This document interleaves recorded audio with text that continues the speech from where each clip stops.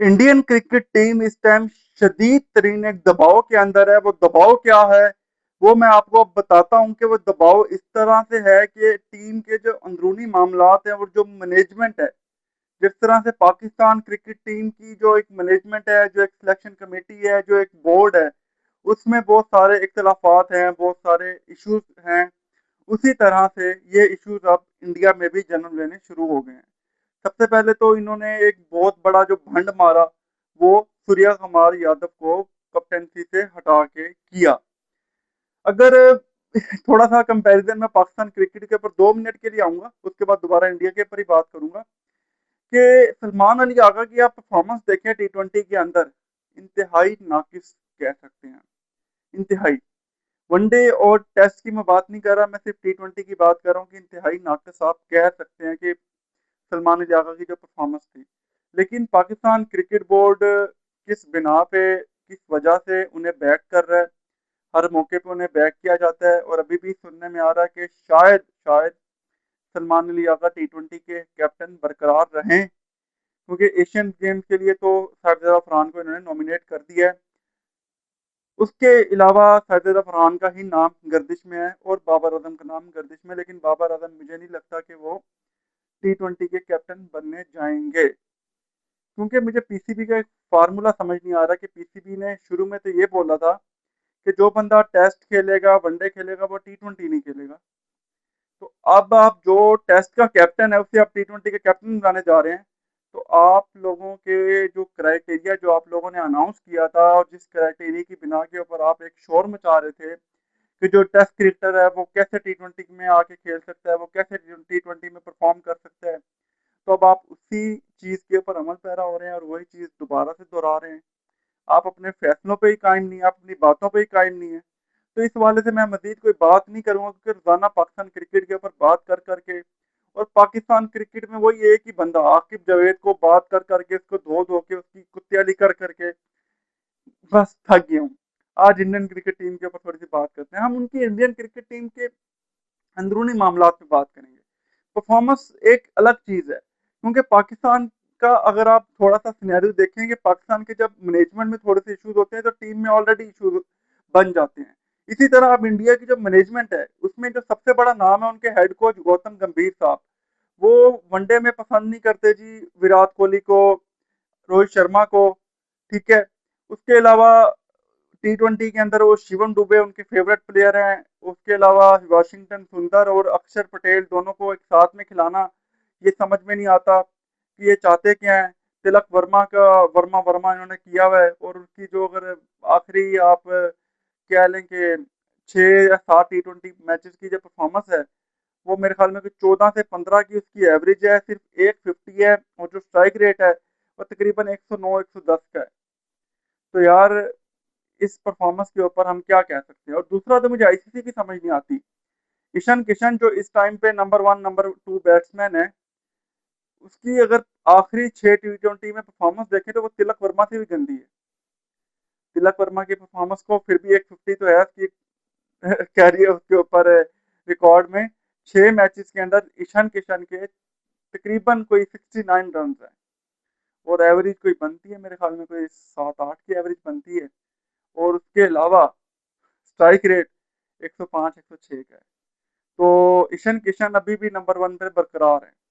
तो मुझे नहीं समझ आता कि आईसीसी का कि आप 2 मैचेस की परफॉर्मेंस के ऊपर श्रेयस अय्यर को आप 400 कुछ ग्रेड ऊपर करके आप कहाँ पे कहाँ से कहाँ ले आते हैं, और ईशान किशन की 6 मैचों में गंदी परफॉर्मेंस गई है, वो तो अभी तक नंबर 1 पे खड़ा है, वो तो नीचे नहीं आया। तो आईसीसी की जो रैंकिंग है ना खिलाड़ियों की, मुझे वो इंडिया के मामले में तो कभी समझ नहीं आई, क्योंकि इंडियन प्लेयर एकदम से आता है, परफॉर्म करता है और डायरेक्ट टॉप 10 के अंदर दाखिल, और कुछ अरसे के बाद 2 1 2 महीने के बाद नंबर 1 के ऊपर। तो ये तो बड़ा एक क्राइटेरिया रहा है आईसीसी का हमेशा से इंडिया की फेवर में। तो इस चीज़ को हम क्या डिस्कस करें क्या ना करें, हमेशा से आईसीसी मतलब इंडियन क्रिकेट काउंसिल ही रहा है। तो बात कर लेते हैं थोड़ी सी कंट्रोवर्सी के ऊपर। कंट्रोवर्सी अभी ये चल रही है कि अभी जो इंडिया का जो बोर्ड है वो ये सोचने पे मजबूर हो रहा है कि यार हमारे जो खिलाड़ी हैं वो सिर्फ आईपीएल की हद तक ही महदूद होते जा रहे हैं, और सिर्फ छोटी बाउंड्रीज और इसी तरह की फ्लैट पिचेस के ऊपर खेलने के आदी हो रहे हैं।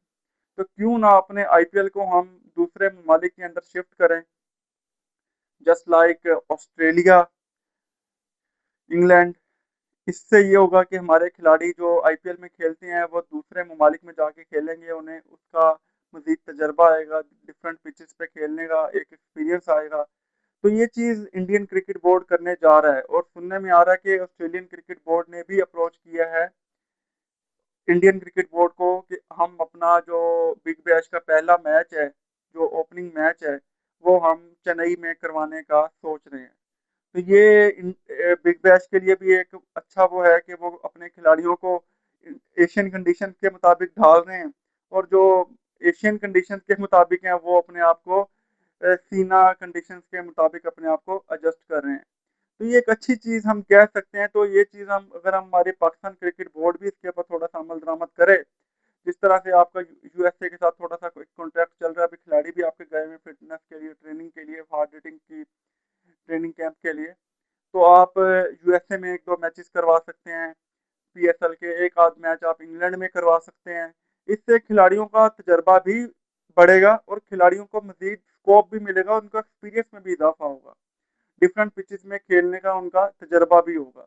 तो ये चीज़ पीसीबी को भी सोचनी चाहिए। इंडियन क्रिकेट बोर्ड जो सोच रहा है ये अच्छा सोच रहा है, खिलाड़ियों के फायदे के लिए सोच रहा है। सूर्यवंशी के ऊपर क्या बात करनी, सूर्यवंशी के ऊपर तो यही कह सकते हैं कि वो भी बहुत जल्दी उसे आप टीम के अंदर ले आए।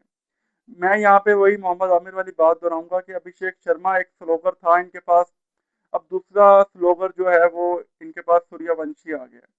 सूर्यवंशी को अगर आप एक बड़ा स्लोगर कहा जाए तो कम नहीं होगा।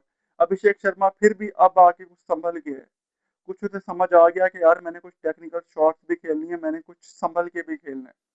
लेकिन सूर्यवंशी का अभी तक वो समझ में नहीं आ रहा। पिछले मैच जब चौथा जो टी20 मैच हुआ है उसमें एक बॉल पहले उसे चांस मिला है, ठीक है, उस हवा में गेंद गई है लेकिन फील्डर्स के दरमियान में गिर गई, उसके बाद अगली शॉट उसने फिर वैसे ही खेली और वो सीधा फील्डर के हाथ में चली गई।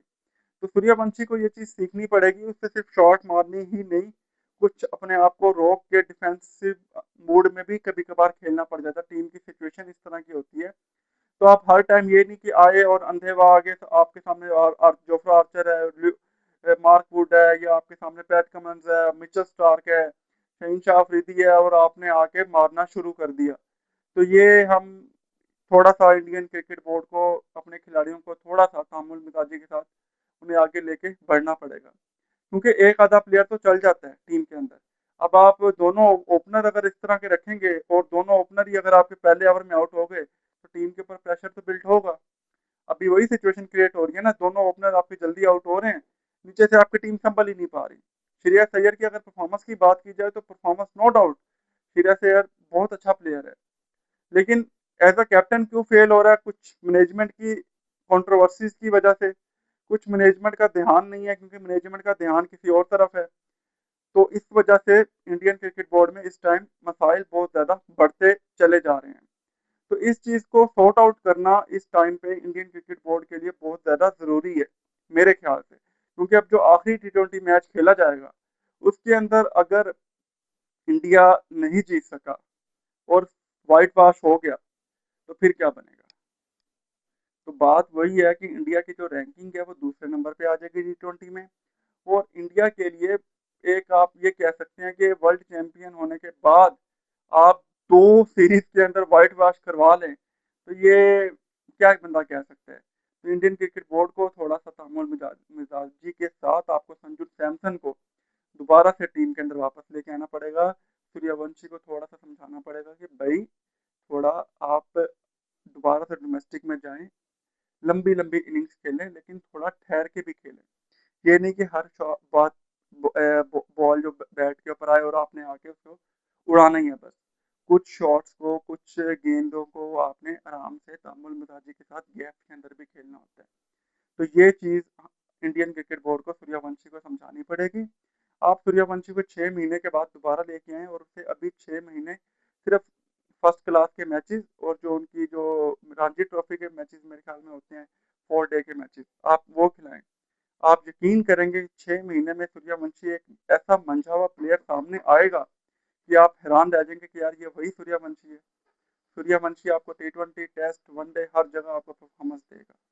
तो ये चीज़ इस चीज़ को थोड़ा-सा मद्देनज़र रखते हुए इंडियन क्रिकेट बोर्ड को, इंडियन क्रिकेट को थोड़ा-सा समझना पड़ेगा, थोड़ा-सा इस चीज़ को मद्देनज़र रखना पड़ेगा, तो ही इंडियन क्रिकेट टीम आगे कामयाब हो सकेगी, वरना जो आगे इंडियन की जो टी20 सीरीज़ आ रही हैं और आगे वनडे की भी इनकी सीरीज़ आ रही हैं, तो उसमें उन्हें नाकामी का ही सामना करना पड़ेगा।